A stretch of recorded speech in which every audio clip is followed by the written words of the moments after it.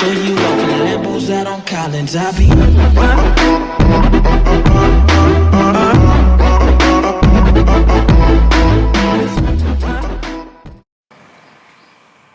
Hello friends, welcome to Everything You Need. In the series of DNP, which is Data Networks and Protocols, we have completed error detection and flow control. Today we are going to see about IP addressing. Let us see what is IP addressing and why we need addressing. These are our position, that is by listening to this topic, which includes IP headers, public IP, private IP, subnet mask, classful addressing, classless addressing, IPv4 and IPv6, and some things included in them. Before seeing this video, I might think your position is like this, but after watching this video, that is my responsibility to make you very cool about these topics. Now let us dive into the topic. Let us first see about private IP and public IP. Majorly this concept was introduced to greatly use of available IP address. That is, in olden days there was only a limited IP addresses, that is of 4.2 billion IP address, which is of IPv4. But as the population is increasing, the number of IP address are using would also increase drastically. So to overcome this problem, the available IP addresses are divided into some parts like private IP and public IP, by which the a grateful use of an IP address can be used by in two ways. That is, private IP is used in the local area network, which is also known as LAN, and public IP is used in the over internet. That is, LAN is nothing but our local area network, which is a Wi-Fi, in which the devices, you can example this footage, that is a router is connected to several devices which is having an IP addresses of 172.xxx.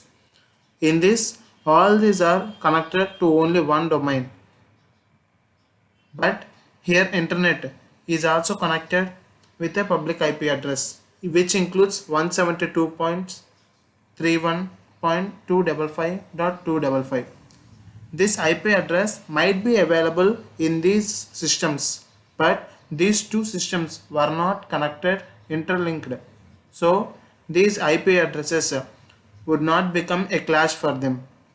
This is the major and super use of IP address, because an IP address can be used in twice positions without any problem. You can understand this as private IP not recognized over internet. That is, the IP addresses which are over the internet would not be understand or recognized by the private IP.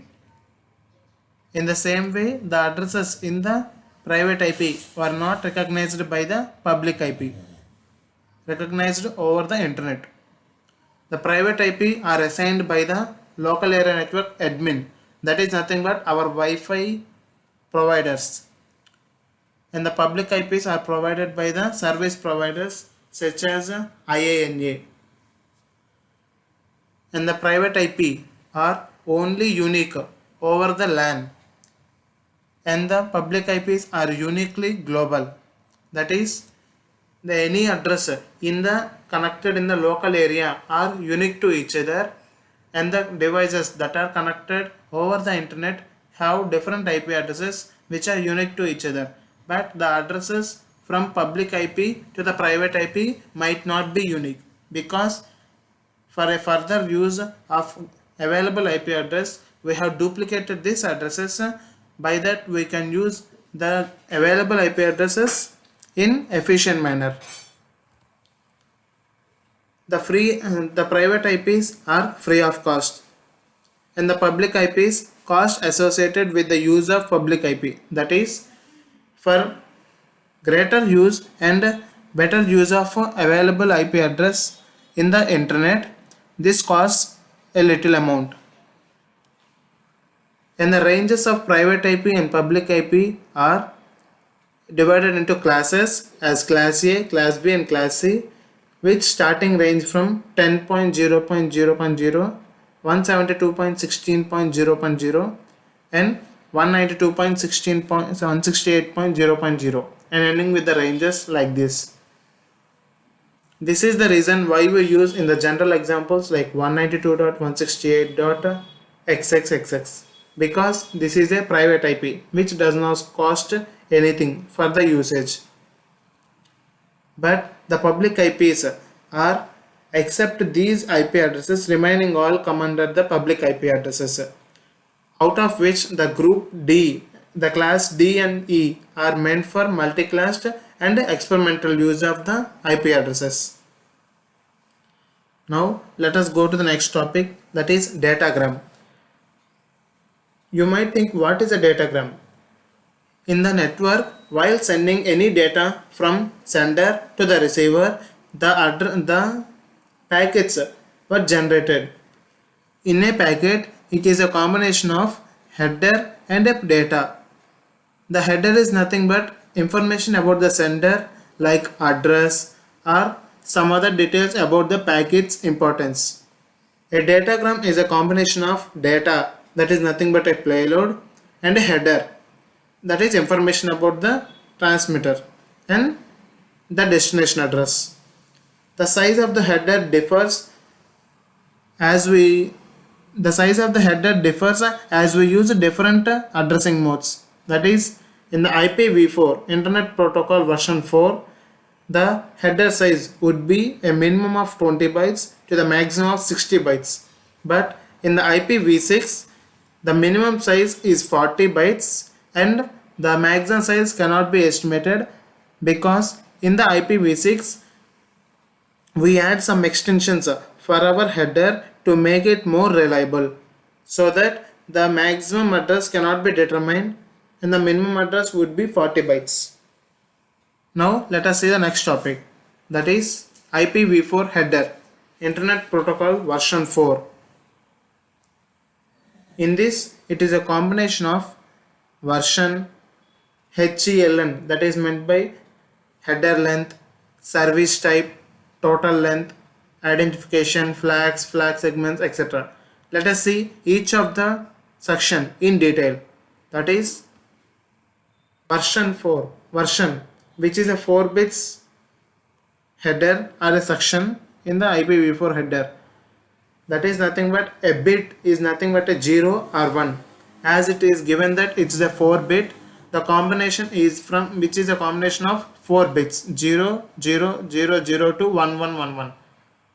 When it is set to 0 1 0 0, which is 4, this represents, this header is for the IPv4, represents IPv4, and when it is 110, it represents IPv6. Now let us see next field, that is HELN, that is nothing but header length. The header length is a 4 bit sector. This defines the length of IP header. As we have already discussed in the datagram, the header length in the IPv4 would range from 20 to 60 bytes. That is, if the value of you might have a doubt that here I am saying that this is a 4 bit field which ranges from 0 to 1111, that is equal to 15, that is 0 to 16 addresses, 16 length can only be defined. But as I have said that IP header length would be 20 to 60 bytes. How this can be realized? Let us see with an example. If the value is 1010, which is equal to 10, then the length of the header would be 4 times 10. That is, multiply the given bits by 4 to get the actual size of the header, which is 40 bytes. Now let us see the next section, that is service type or type of service, TOS, in which it is an 8 byte field Each byte is divided into the different sections for different possibilities. This type of service would say about the how important is the given packet or datagram and how the packet should be delivered and what are the important tasks to be keeping in mind while transmitting. These three PPP stands for precedence bits, which are 3 bits, out of which each bit or each value has its own significance. That is, when the 3 bits combines to form a value of 0 that represents this given packet is a routine packet, and when this combines to 1 it describes about it is a priority packet, immediate packet, flash backup, flash overdrive, critic or ICP, internet work control or network control. Now let us see the next section, that is D. D stands for delay. That is, the data should be transferred with 0 delay, then with some delay it is represented with the value 0, and very low delay or negligible delay it should be set to 1. Generally this 1 is set when it is used for the streaming devices, and this is set to 0 for some messaging apps which can have a normal delay. Now let us see the next section, that is T. T stands for throughput. Throughput is nothing but the rate of data transfer, or you can know it as the amount of data that needs to be transferred. This value of throughput would be set to 0 when it is a normal throughput, or when the data range or amount of data is high, this data throughput value can be set to 1, which represents its a high throughput. Now the next field is R. R stands for reliability. That is, when the sender is sending through the data to the receiver, that data should be reliable and should be that is, the data must be reached to the receiver and should not be corrupted or broke down in the sections. So when we need this reliability to be high, then we set the value to the 1, and we need a normal reliability, then we set the value to the 0. Generally we use the high reliability for some military purposes and for higher needs of sections.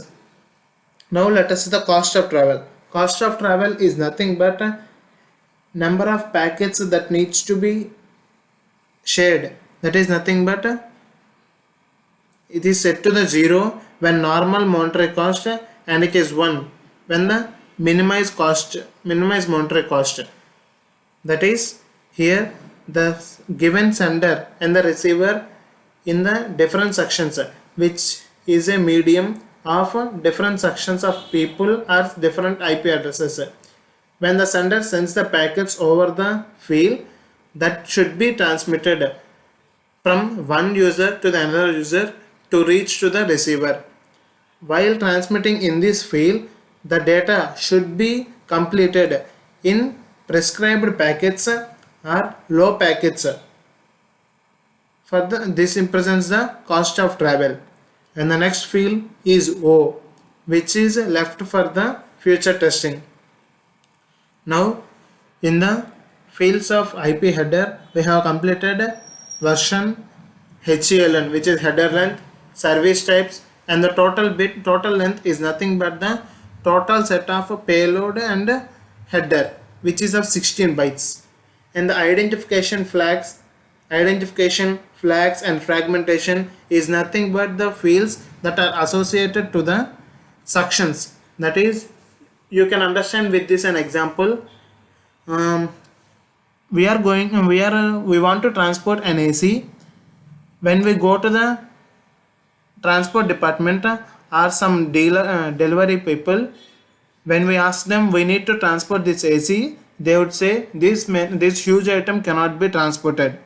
So when we break down them into different sections or different parts and give it to the different people for transmitting, then after the transmission this need to be rearranged to get it to work in the correct manner. That is, they must have some serial number indicating that first packet is this one and second packet is this one and third packet is this one. This fragmentation and the identification bits are necessary for this type, as we know that in the data transferring over the internet, the data should be cutted into the parts such as packets which take the different routes. It is given in this process. Let us see. This is a connectionless communication, which is an IPv4. This transfer packets in the form of datagrams, which is a combination of packets. In this, the send packets take different routes. As the send packets take different routes, they might come to the receiver in the different order. By using this fragmented or identification bits in the header, the receiver can arrange them as of their correct order. And the next field is time to live. When there is a congestion in the transportation or in the channel, the IP header, which is the field of time to live, describes that how much time this bit or this packet should be in the transmission or in the channel. After this time, the packet should be dropped. And the next field is protocol. Protocol is nothing but the which protocol is used, that is TCP or UDP or some other examples are given in the slides. And the next one is header. Here in the header checksum, it represents the error detection. As we have already discussed that error detection techniques in the checksum, given some data to the receiver by which the checksum should be cross-checked to identify whether there is a problem or error in the receiver data.